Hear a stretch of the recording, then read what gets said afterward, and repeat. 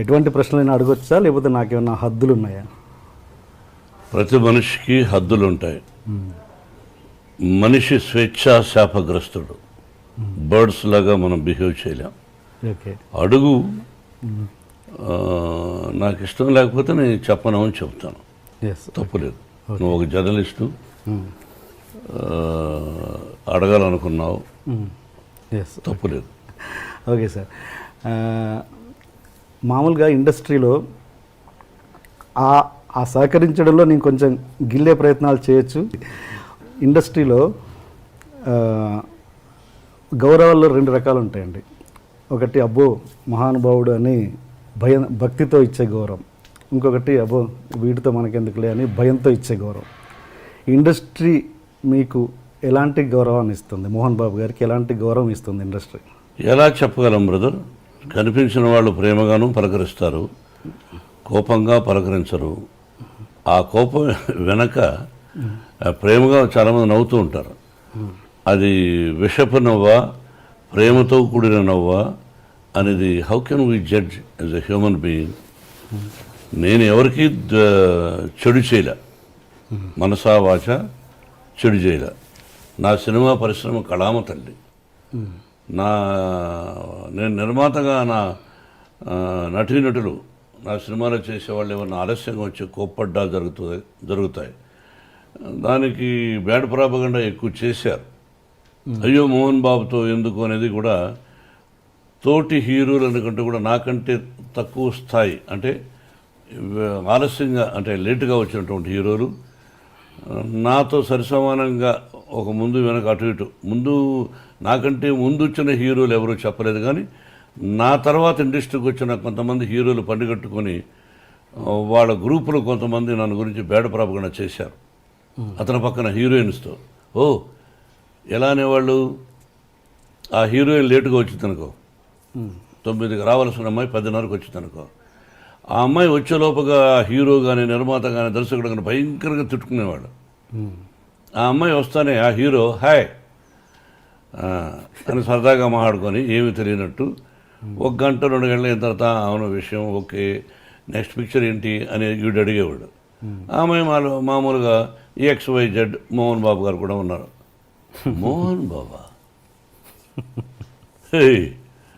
Mohan Babu act చేస్తుందిరా అంటే వాడేమనేవాడు, ఆ అమ్మాయి వాట్ హ్యాపెండ్ అంటుంది. ఇప్పుడు అందరికీ మనకు తెలుగు తెలిసిన ముఖాలు లేవు కదా, అందరూ అడుక్కు తింటున్నారు కదా.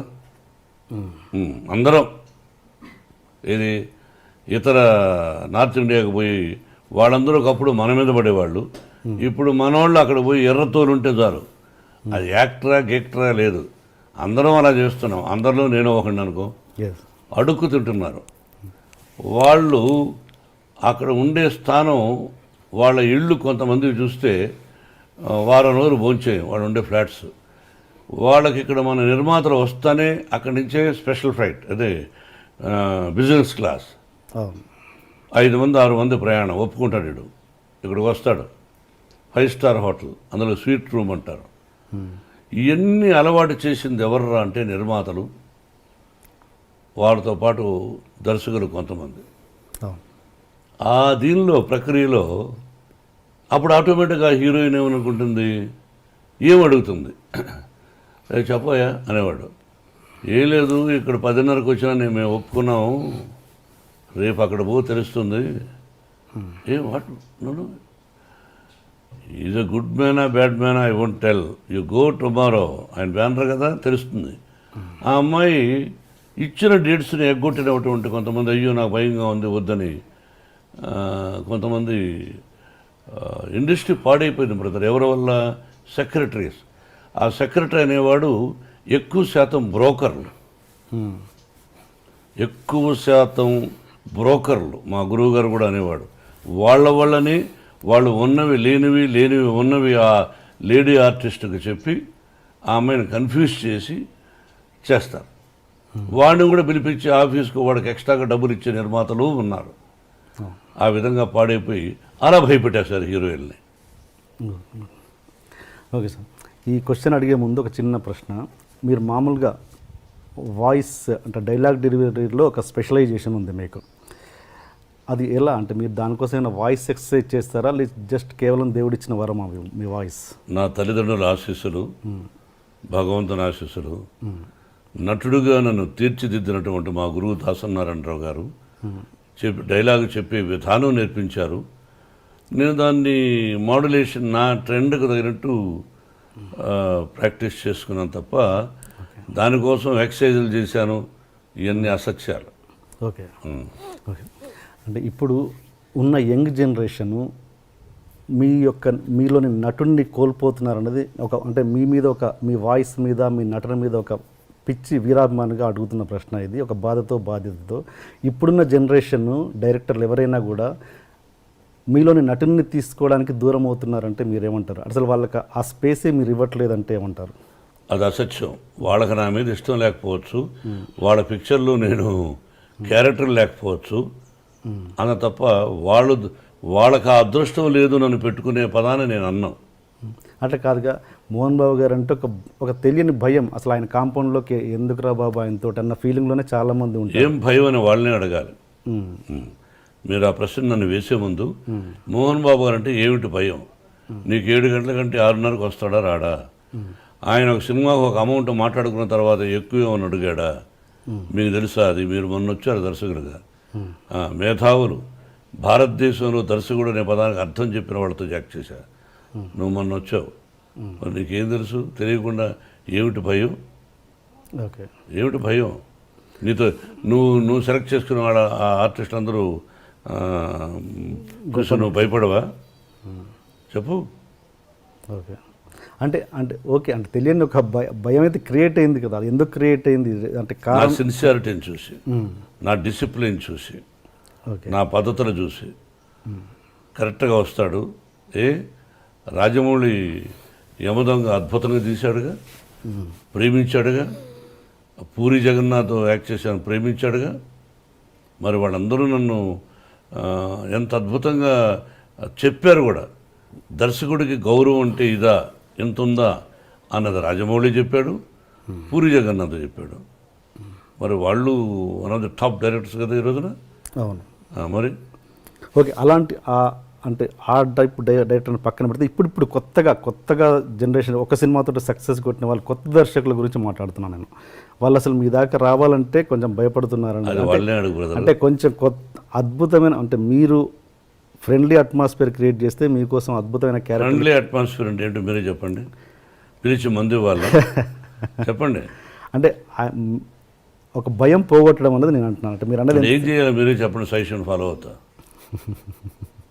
మనం మిమ్మల్ని క్లబ్కి తీసుకెళ్ళమంటారా, బాంబే తీసుకెళ్ళమంటారా, ఢిల్లీ తీసుకెళ్ళమంటారా, నా ఇంటికి పిలిచి డైలీ విస్కీ నాకు తెలియదు సార్. అంటే మీరు తెలియనప్పుడు ఎలా వేస్తారు క్వశ్చన్? మీరంటే ఒక భయం అయితే ఉంది ఇండస్ట్రీ. క్వశ్చన్ ఎందుకు వేస్తారు మీరు? తెలియనప్పుడు ఎలా వేస్తారు? వాళ్ళనే అడగాలి. ఎవరైతే భయపడుతున్నారో ఎందుకు భయపడుతున్నారో అని మీరు అడగాలి. అడిగినప్పుడు he will give you answer. After that you come and ask me. Okay, అంటే నా బాధ ఏంటంటే సార్, మీకోసం అద్భుతమైన క్యారెక్టర్లు రాసేవాళ్ళు. నాకు అర్థమైంది మీ మనసులో మీరు మంచి నటులు బయట యాక్ట్ చేస్తే బాగుండు కదా అని. అది వాళ్ళు చెప్పాలి బ్రదర్, టు బి ఫ్రాంక్. ఇది నేను సీరియస్గా మాట్లాడేది కదా, సరదాగా మాట్లాడుకుంటున్నాం. You are not my enemy, I'm not your enemy. అది వాళ్ళని అడగాలి. తర్వాత నా టాలెంట్ వాళ్ళకి నచ్చచ్చు, నచ్చకపోవచ్చు అనుకోవచ్చుగా. టాలెంట్ విషయంలో నచ్చకపోవడం అంటే ఏముండదు సార్, కేవలం అదొకటే. ఎక్కువ నాకు తెలిసినంత వరకు సిన్సియారిటీ బ్రదర్, అంతే. ఓకే, నాకు యాక్ట్ చేయడానికి అభ్యంతరం ఏముంది. కాకపోతే ఎక్కువ శాతం ఈ మధ్య నేను వద్దులే అనుకున్నా పిల్లల కోసమని. విష్ణు, మనోజ్ యాక్ట్ చేస్తున్నారు, చాలు చేసింది. కొంతకాలం విద్యానికేతన్ ఎడ్యుకేషన్ ఇన్స్టిట్యూషన్స్ పెట్టాం, దానిలో ఎక్కువ శాతం టైం గడిపి ఇక్కడ మనవడు మనవరాండ్రు చూసుకుంటూ అటు ఇటు అట్లా స్పెండ్ చేస్తున్నాను తప్ప అదే హ్యాపీనెస్. ఓకే, అందుకే సంవత్సరానికి ఒక సినిమా చాలని అనుకున్నా.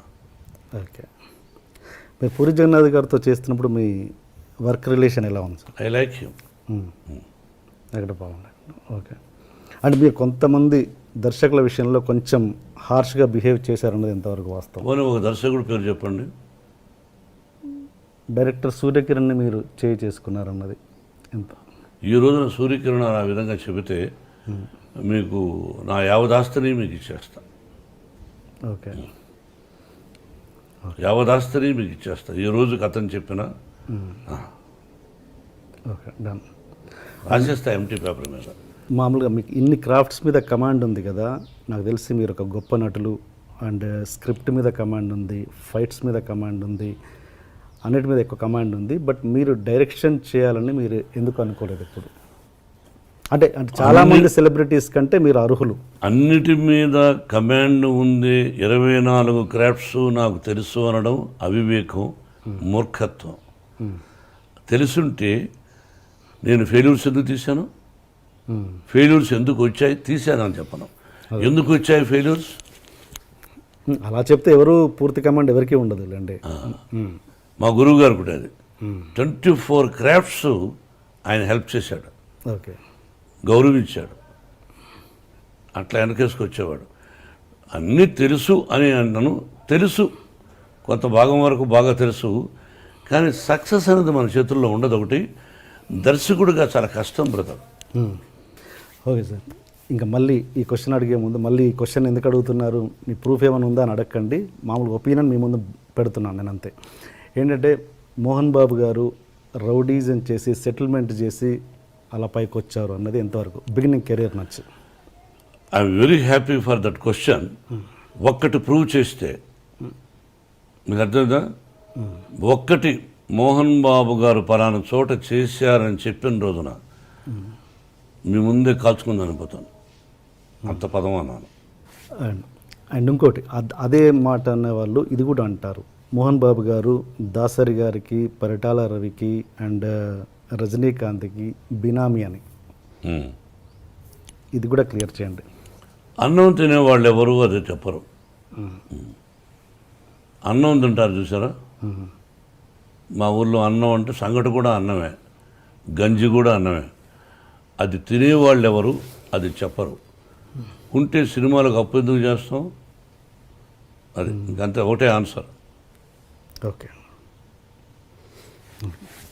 మామూలుగా ఇండస్ట్రీలో దాసరి గారికి, రాఘవేంద్రరావు గారికి ఎంతో కొంత అంటే వాళ్ళు ఎంత మాట్లాడుకున్నా కూడా ప్రొఫెషనల్ రైవలరీ అనేది ఉంటుంది. నాకు తెలిసినంత వరకు లేదు, లేదా? అసలు ఇద్దరు ఒకరినొకరు బాగా ప్రేమించుకునేవాళ్ళు. ఛాలెంజ్ ఉండేది మన మనసులో, ఆయన మనసులో. రాఘవేంద్రరావు గారు ఒక హిట్ ఇస్తే అరే దానికంటే గొప్ప హిట్ ఇవ్వాలి మనం అనే తాపత్రయం ఆయన ఉండుండొచ్చు. ఓకే, ఇద్దరూ మంచివాళ్ళు, ఒకరినొకరిని ప్రేమించుకుంటారు. ఓకే, ఇద్దరూ నన్ను ప్రేమిస్తారు. ఓకే ఓకే, దానికి క్వశ్చనే లేదు. మీరిద్దరు వాళ్ళతో క్లోజ్గా ఎలా ఉండగలిగారు అన్నది నా క్వశ్చన్. ఇద్దరు నా మంచితనం వాళ్ళకి ఇష్టపడ్డారు, అందుకే రాఘవేంద్రరావు గారు కూడా సొంత సినిమాలు పెట్టుకున్నాడు. ఆ సినిమా సూపర్ హిట్ అయింది, అల్లరిమొగుడు. ఆ కుటుంబంతోనే నాకు సన్నిహిత సంబంధాలు ఉన్నాయి. ఓకే, సరదాగా ఘర్షణ పడతాం సరదా, అంతేగాని జీవితంలో అతను నాకు చెడు తలపెట్టడు, నేను అతను చెడు తలపెట్టను. ఓకే, అండ్ మీరు పెద్దవంశీ గారితో ఒక సినిమా చేశారండి, డిటెక్టివ్ నారదా అని. ఫ్లాప్. ఆ సినిమా చేస్తున్నప్పుడే వంశీ గారి చేస్తున్నప్పుడు కొద్ది సినిమా చేసిన తర్వాత ఆయన వర్క్ నచ్చో నచ్చో తర్వాత సినిమా కూడా చేస్తానని ఆయనతో మీరు మాట ఇచ్చిన మాట వాస్తవమా కాదా? సినిమా మళ్ళీ ఈ సినిమా అయిన తర్వాత నా సినిమా నువ్వు చేయాల్సి వస్తుంది, ఓన్ బ్యానర్లను డబ్బులు కూడా ఇచ్చారు. ఈ రోజుకు మీరు ఇల్లు అడిగినా చెప్తాడు. ఈ రోజుకి అతని మీద నాకు గౌరవం ఉంది. సినిమా ఫ్లాప్ అయినంత మాత్రం అసమర్థుడు కాదు, అతను సమర్థుడే. ఫ్లాప్ బట్ ఆ ఫ్లాప్ అవడం వల్ల కంటిన్యూ చేయలేదు ఆ సినిమా. అంతగా ఎవరైనంత వ్యాపారమేగా. నేను హీరోగా పనికిరానప్పుడు నన్ను పెట్టుకోరుగా మీరు, వ్యాపారం అంతే. ఇదే దాసరి గారి టాపిక్ దగ్గర ఆగిపోయాం మనం. ఆయన మీరు విపరీతంగా గౌరవిస్తారు గురువు గారని, బట్ తెలియకుండానే ఆయన్ని చాలా భయపడుతుంటారట ప్రేమతో. ఎవరు? మీరు. అంటే బిగినింగ్లో భయపడేవాడిని. మీరు భయపడ్డం కాదు, మీరే ఆయన్ని భయపట్టేవారంట. లేదా? ఆయన ఎవరికి భయపడ్డు. నేనంటే ఆ ప్రేమతో అదే అట్లా. దాసనారాయణరావు గారు నాకు భయపడతారు అని ఆయన లేని టైంలో నన్ను మీరు అడగకూడదు, నేను చెప్పకూడదు. ఆయన ఉన్నప్పుడైతే ఆయన ముందుగానే చాలా విషయాలు చెప్పేవాడిని. ఆయన నాకు భయపడతారనే పదాన్ని ఇప్పుడు చెప్పకూడదు. మీన్స్ ప్రేమతో నేను అది సీరియస్ కాదు. నా ప్రేమకు భయపడచ్చు, యా అంతేగాని ఇది గ్రేట్ మ్యాన్. యా మీరు దాసరి గారు రాఘవేంద్రరావు గారి ఇద్దరికి మార్కులు వేయాలంటే మీరు ఎవరికి వేస్తారు మీ సినిమాలలో? ఒక్క 0.5% అయినా. ఇద్దరూ మేధావులే.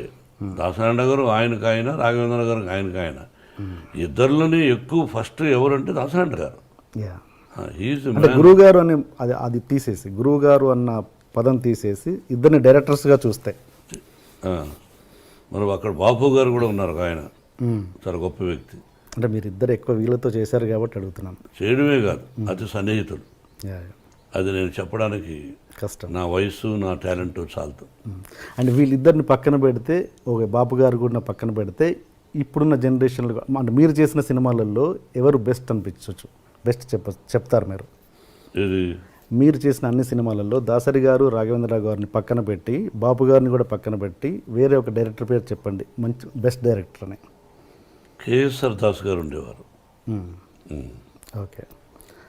అండ్ ఇప్పుడు యంగ్ జనరేషన్లో రవిరాజ పినిశెట్టి, యా కేఎస్ఆర్ దాస్ గారు అప్పుడు, ఆ జనరేషన్ తర్వాత రవిరాజ పినిశెట్టి, బి గోపాల్. ఎస్. అండ్ ఇప్పుడున్న యంగ్ జనరేషన్లో మీకు నచ్చిన డైరెక్టర్, ఫలానా డైరెక్టర్తో నాకు చేయాలని ఉంది అని మీకు ఏమైనా కోరిక? నాకు ఎవరితోనూ చేయాలనే దురద లేదు. ఓకే. సో మీకు నచ్చిన ఇప్పుడు జనరేషన్ డైరెక్టర్స్ అందరూ ఇష్టమే, అందరినీ ప్రేమిస్తా, అందరినీ గౌరవిస్తా. ఇతని డైరెక్షన్లో నేను చేస్తే బాగుండు అని నేను ఎందుకు అనుకోవాలి?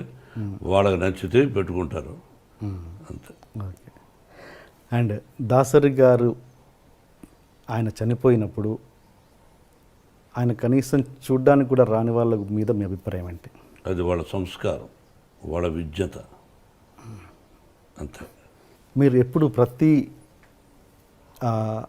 దాంట్లో, ప్రతి స్టేజ్లో కావచ్చు, ప్రతి ఎక్కడైనా ఒక చిన్న ఫంక్షన్లో కావచ్చు, వన్ మ్యాన్ షోగా ఉండడానికి ఎక్కువగా ఇష్టపడతారు? ఎందుకు?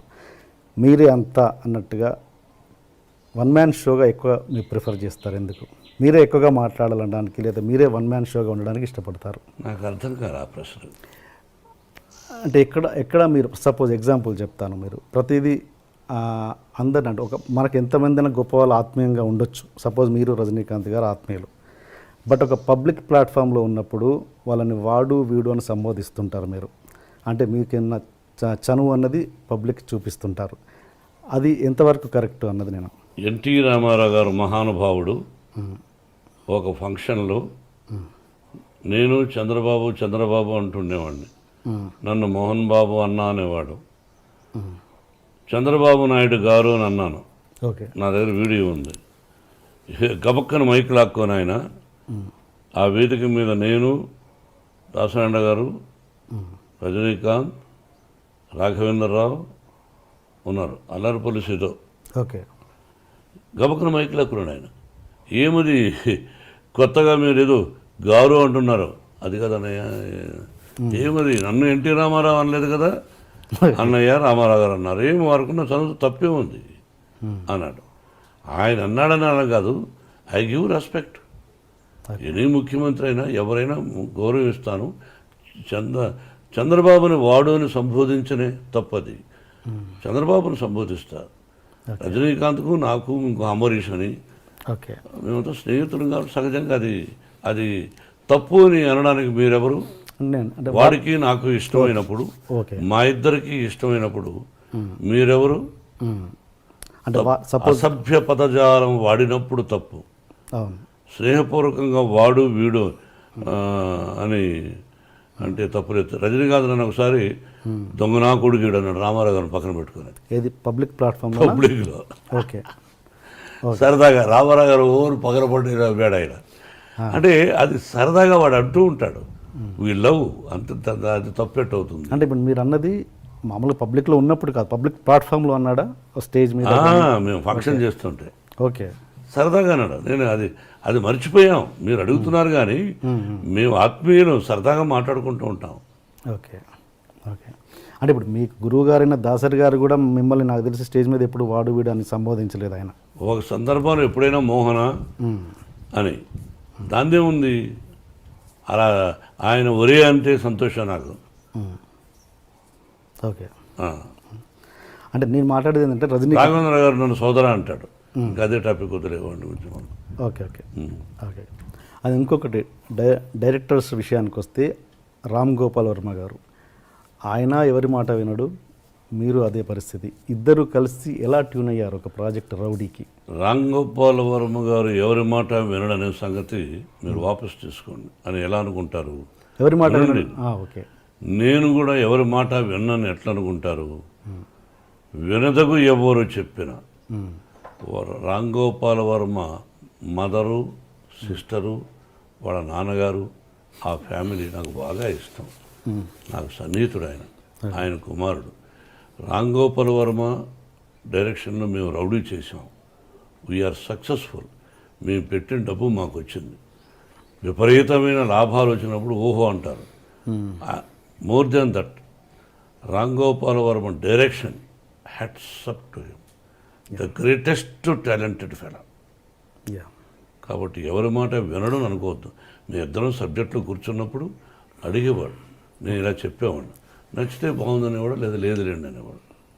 ఓకే, ఆ వర్డ్ వాపస్ తీసుకుంటున్నాను. ఏది ఎవరి మాట వినడు కాదు, స్ట్రైట్ ఫార్వర్డ్ అంటే ముక్కుసూటిగా ఉంటాడు. తనకు నచ్చింది తనకు నచ్చిందే చేస్తుంటారు. మీరు అంతే. అలాంటి వ్యక్తులు ఇద్దరు ట్రావెల్ చేస్తున్నప్పుడు ఎక్కడో క్లాష్ వస్తుంటుంది. అలాంటిది ఎప్పుడు మీ క్లాష్ రాలేదు, రాదు, రాబోదు. ఓకే. అండ్ ఒక హీరో మనకు సౌత్లో ఉన్నది ఏంటంటే ఒక హీరో కూతురు హీరోయిన్గా రావడం అన్నది ఫ్యాన్స్ ఒప్పుకోరు అన్నది ఒక ఇది ఉంది, ప్రాబ్లం ఉంది. అది మీరు ఎంతవరకు ఎంకరేజ్ చేస్తారా చేయరా? ఫ్యాన్స్ ఒప్పుకోకపోతే ఆ అమ్మాయికి ఫస్ట్ పిక్చర్కి అవార్డులు వచ్చినాయి, శభాష్ అనిపించుకున్నది. అట్లా ఏమీ లేదు. హీరో కూతురు అంటే హీరో చాలా గొప్పవాడా? ప్రజల్లో నుంచి వచ్చినడేగా. హీరో కొడుకులను ఎంకరేజ్ చేస్తారు, హీరో కూతురులను అంత ఎంకరేజ్ చేయలేదు ఫ్యాన్స్. మా విష్ణువర్ధన్ బాబును ఐపీఎస్ చదవమన్నాను. ఈజ్ ఇంజనీరింగ్లో first class student, national player ఆడాడు బాస్కెట్బాల్. విష్ణు తెలియదు, గొప్పలు చెప్పుకొని నేను. విష్ణు నేషనల్ ప్లేయర్గా ఆడాడు బాస్కెట్బాల్, జేఎన్టీ యూనివర్సిటీలో. Number 1 student, 95 94. మనోజ్ క్రికెట్ ఆడాడు. వీళ్ళు ఆడారు. మనోజ్ని నటుడు అనుకున్నాను, విష్ణుని ఐపీఎస్ చేద్దాం మంచి ఆఫీసర్ అనుకున్నాను.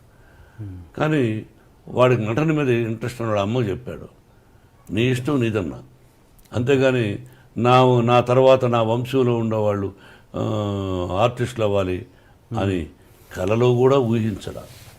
ఓకే. ఇది కాకతాళీయం, ప్రకృతికి తెలుసు. ఓకే. మీరు మీ కూతురికి భయపడుతుంటారా? ఎవరికి? మీ కూతురు. ఓన్లీ ఆ అమ్మాయికే భయపడతా. ఏ విషయంలో? అన్ని విషయాల్లోనూ నా మీద రాక్షసులాగా ఉంటుంది. ఒకటి ఎగ్జాంపుల్. అన్నీ ఆ అంటే ఓ అంటే కోపం ఆ పిల్లకి. నా కోపం ఆ అమ్మాయికి వచ్చింది. ఇంకెవరికి భయపడను. అంత భయపడతాను, అంత ప్రేమిస్తాను. అంటే ఒక ఎగ్జాంపుల్ చెప్పండి, దేనికి భయపడతారు? ఏదైనా 1 1000 ఉంటాయి. రోజులో 10 సార్లు మాడితే 9 సార్లు నన్ను భయపడుతుంది, విసుక్కుంటుంది. మీకు ఎంతమంది గర్ల్ ఫ్రెండ్స్ ఉన్నారు సార్? గర్ల్ ఫ్రెండ్స్ పెళ్లి కాకముందు ఉండేవాళ్ళేమో. నేను శ్రీరామచంద్రుడు అని చెప్పను. పెళ్ళైన తర్వాత ఏకపత్ని వ్రతుడు అని చెప్తాను. మీరు ఏ క్వశ్చన్ వేయాలి, ఏ ప్రశ్న వేయాలి, ఏ ప్రశ్న వేస్తే ప్రజలకు బాగుంటుందని వేయకుండా పర్సనల్కి వెళ్ళారు. నేను మిమ్మల్ని అడుగుతాను, మీరు లేదా? మీరు సత్యశీలురా? చదువుకునేటప్పుడు ఈ అమ్మాయిని చూడలేదా? బట్ ఇబ్బంది పెట్టలా. ఈ అమ్మాయిని నేను ఇబ్బంది పెట్టలా. ఆ అమ్మాయికి ఇష్టమయ్యి నాకు ఇష్టమైనప్పుడు ఫ్రెండ్ అవ్వచ్చు తప్ప ఒక అమ్మాయిని బలవంతం చేయడం, ఫోర్స్ చేయడం, ఫోర్స్గా వెంటబడడం, టార్చర్ చేయడం, వాళ్ళని కూడా కాల్చేయాలి. సో ఏదన్నా పెళ్ళికి ముందే జరిగింది, పెళ్ళైనా జరగలేదు. మళ్ళీ వేస్తున్నారు. తలకేస్తే ఈ మధ్యనే ఒక అతను చేశాడు, తలకేస్తే మనకేస్తే తలకని. పర్సనల్గా డీప్గా ఉండేవాడు మీరు చెప్పగలరా? ఒక పత్రికాధిపతి అనవచ్చు, మీరు ఒక టీవీ అధినేతగా ఉండొచ్చు, మీ ఛానల్కి మీరు అధినేతగా ఉండొచ్చు. మిమ్మల్ని కూడా నేను ఇంటర్వ్యూ చేస్తాను, దిమ్మ తిరిగి మళ్ళా భోజనం కూడా చేయలేరు. తర్వాత మీ ఇంటికి మీ వైఫ్ కూడా రానివ్వదు. అలా అడగగలను నేను. మరి మీరు మమ్మల్ని వేస్తారు, మేము మిమ్మల్ని వేయకూడదు. మీరేమైనా దేవుళ్ళ? ఏం కాదు. మీరేమి ఇలా వేయొచ్చు అంటే మీరు సత్యశీలురా, శ్రీరామచంద్రుడా, సత్యహరిశ్చంద్రుడా? కాదు, మీకు కూడా ఎన్నో ఉన్నాయి. మేమేందుకు ఖాళీగా దొరుకుతామని? ఖాళీగా లేవు. నటులు ఖాళీగా ఉండడం, ఏదో వేద్దాం, ఒక సంచలనం క్రియేట్ చేద్దాం, అదే టీవీలో 20 సార్లు వేద్దాం అని మీ ప్రశ్న అది. లేదు కాదండి. ఈ వయసులో ఒక విద్యాలయాలు పెట్టుకొని నేను ఒక 14,500 మంది స్టూడెంట్స్ నా బిడ్డలుగా చూస్తూ ఈ రోజున మీరు 40, నాకు పెళ్ళి దాదాపు 30 సంవత్సరాలు అయింది. అంతకుముందు ఎప్పుడో ఎక్కడో ఏమిటో అని సంఘటన గురించి ఇప్పుడు అడగడం అన్నది అప్రస్తుతం, మర్యాద కాదు. మీరు అడిగారు, ఆన్సర్ చెప్పాను. మీరు వేయచ్చు, భయపడదలుచుకోలేదు. ఓకే. మోహన్ బాబు గారు ఇన్ని సంవత్సరాల తర్వాత ఇంత దూరం ఎందుకు ఉంటున్నారు తెలుసుకోవచ్చా? మీ అభిమానుల కోసం. శంషాబాద్ పల్లెటూరు అంటే నాకు బాగా ఇష్టం. ఇక్కడ ఏంటంటే దీన్ని జల్పల్లి అంటారు. మనం మ్యాప్లో తీసుకుంటే హైదరాబాద్ మ్యాప్, ఈ ఏరియా కూడా జూబ్లీ హిల్స్ తర్వాత డెవలప్ అవుతుంది అన్నారు. ఓకే. నాకెందుకో ప్రశాంతంగా, అంటే అక్కడ కూడా పొల్యూషన్ ఎక్కువైపోయింది. అందులో ఆ ఇంటిని నెంబర్ 1 లొకేషన్ అది. లక్ష్మీప్రసన్నకి ఇవ్వాలనుకున్నాను, బిడ్డకు అడిగాను, నాకు ఇది కావాలి డాడీ అనేది ఇచ్చేశాను. విష్ణు మనోజు అడిగినా ఇవ్వాల, పాపకి ఇచ్చేశాను. నేను ప్రశాంతంగా ఉన్నాను. మేము కలిసి ఉంటున్నాం, విష్ణుబాబు మేమంతా ఉంటున్నాం. మనోజ్ మాత్రం అప్పుడప్పుడు వారానికి 2 సార్లు వస్తాడు, 3 రోజులు బయట ఉంటాడు. మళ్ళీ ప్రొఫెషనల్కి వస్తే, గతంలో మీరు చిరంజీవి గారితో చాలా సినిమాలు చేశారు, కాంబినేషన్లో విలన్గా, 2 హీరోలుగా చాలా చేశారు. విలన్గా చేశాను, 2 హీరోలుగా కూడా చేశాను. మీరు లాస్ట్ సినిమా నాకు తెలిసినంత వరకు కొదమసింహం అనుకుంటాను, అంతేనా? దాని తర్వాత నాకు గుర్తులే. పట్టణం వచ్చిన పతివతలు చేశాం, రంగా చేశాం, చక్రవర్తి చేశాం. దాని తర్వాత కొదమసింహం ఏమో గుర్తులే. కొదమసింహం లాస్ట్ చివరి సినిమా. ఏదైనా ప్రత్యేకమైన కారణాలు ఉన్నాయా మీరు మళ్ళీ చేయకపోవడానికి? చిరంజీవి అడిగితే ఇప్పుడు చేస్తారు. సైరాలో చేస్తారా అడిగితే? ఎందుకు చేయను? అంతేనా? ఓకే. చేయదని ఎవరికైనా చెప్పానా? అదేగా. అంటే ఏదైనా కారణాలు ఉన్నాయా గ్యాప్ రావడానికి అని? నిజమైన కారణాలు నాకు తెలిసి లేవు, అతనికి లేవు అని నేను అనుకుంటాను. వంశపారపర్యంగా ఎవరు మీ ఇదనుకుంటున్నారు? మీ ఏమంటారు, మంచు లక్ష్మి గారా, మన ఎవరు, మనోజ్ అండ్ విష్ణు, ముగ్గురిట్లలో ఎవరు మీ కెరియర్ని కొనసాగిస్తారు? అంటే మీన్స్ యాక్టింగ్ కెరియర్. సారీ, మీరు యాక్టింగ్ కెరియర్, కుటుంబ పరంగా మీ కుటుంబ acting career. I'm talking about acting career. కొంతమంది ఏం చేస్తున్నారంటే వంశం అన్నా అనుకోండి, వాళ్ళు వేరే విధంగా అంటున్నారు. ఓహో, ఈయన వంశం ఏమిటి అని. అంటే మా నాన్నగారు టీచరు, మా తాతగారు మామూలు ఇదిగా ఉండేవారు, నేను భక్తవత్సల నాయుడుగా మామూలుగా ఉండేవాడిని. ఏ విషయం మేమేమో రాజులం కాదు, రాజవంశం అని చెప్పుకోవడానికి కష్టపడి వచ్చిన వాడం, మధ్యతరగతి కుటుంబం వాడం. కుటుంబంలో మీరేమన్నారు? కుటుంబంలో యాక్టింగ్ కెరియర్, మీ యాక్టింగ్, నేను టాకింగ్ అబౌట్ యాక్టింగ్ కెరియర్. మన చేతుల్లో ఏమీ లేదు బ్రదర్. వాళ్ళ ఇక్కడ సినిమా రంగం అనేది అదృష్టంతో కూడా కూడుకున్న పని. వాళ్ళు యాక్టింగ్ పనికొస్తారా పనికిరారా అని అడిగారు అనుకో డైరెక్ట్గా. నా బిడ్డలు 3 అత్యద్భుతమైన నటులు, ఏ పాత్రనైనా అవలీలగా పోషించగలిగినటువంటి నటులు. సక్సెస్ ఫెయిల్యూర్స్ అనేది కామన్. వాళ్ళు సక్సెస్ఫుల్ ఆర్టిస్టులు, ప్రజల చేత శభాష్ అనిపించుకున్న వాళ్ళు. కాబట్టి వాళ్ళు మంచి కథలు వినుకున్నా అదృష్టవశాత్తు కొన్ని అటు ఇటు అవుతాయి, కొన్ని హిట్ అవుతాయి. It is not in our hands. I wish 3 ఈ రంగంలో రాణించాలని, ఇదే రంగంతో పాటు ఇంకేదైనా వ్యాపారం చేసుకోవాలని కోరుకుంటున్నాను. మీరు మంచు లక్ష్మి గారు కలిసి యాక్ట్ చేసే సందర్భం ఎప్పుడు రావచ్చా? మీరు కథ తీసుకురండి, చేస్తాను. అలాంటి ఉద్దేశాలు చెప్పారుగా, మంచి కథ తండ్రి చేస్తాను. ఆ అమ్మాయికి ఒక పొగరుంది నా ముందు, నేను చాలా గొప్ప నటిని. నాకు ఇంకా అహంకారమా పొగర రకరకాలుగా ఉంది. నా ఎదురుగా ఎవరినో యాక్ట్ చేస్తే వాళ్ళకంటే నేను శభాష్ అనిపించుకోవాలి, నేను శభాష్ అనిపించుకోవాలి సినిమా చూసి అనే పొగరు నాకు ఉంది. సినిమా ఎవరైనా కథ తయారు చేసుకోవడం చేద్దాం. ఆ అమ్మాయిని ఏ సీన్లో కనిపించలేకుండా చేస్తాను. ఓకే. ఓకే. నటుడుగా. అదే. అండ్ ఇంకా మీరు ఈ కమర్షియల్ ఎలిమెంట్స్ పక్కన పెట్టి లైక్ మీరు బాలీవుడ్లో దంగల్ లాంటి సినిమాలు, అలాంటి సినిమా దంగల్ అమీర్ ఖాన్ చేశాడే దంగల్ అంటే అమ్మాయితో అమ్మాయిలు పైకి రావడం, కుస్తీ యా అలాంటి అంటే ఎలాంటి కమర్షియల్ ఎలిమెంట్స్ లేకుండా ఈ పాటలు ఫైట్లు ఇలాంటివి లేకుండా మీలాంటి నటులే చేయగలరు కదా అద్భుతమైన నటన. అలాంటివి ఎందుకు చేయలేకపోతున్నారు మన హీరోలు? తీయాలని మన హీరో ఇతరుల గురించి నేను మాట్లాడను. నేను తీయాలని కోరుకుంది. ఈ మధ్య నాకు 2-3 ఫెయిల్యూర్స్ వచ్చాయి, అందుకని డబ్బు పోగొట్టుకున్నాను. ఇప్పుడు ఈ సినిమా గాయత్రి హిట్ అయింది అనుకోండి, ఆ టైప్ ఆఫ్ కథ ఎవరిని తెచ్చారనుకోండి, అది ప్రాక్టికల్. కొంతమంది ధైర్యం చేస్తారు. నేను కొన్ని సినిమాలు ధైర్యం చేశాను, మీకు అర్థమైందా?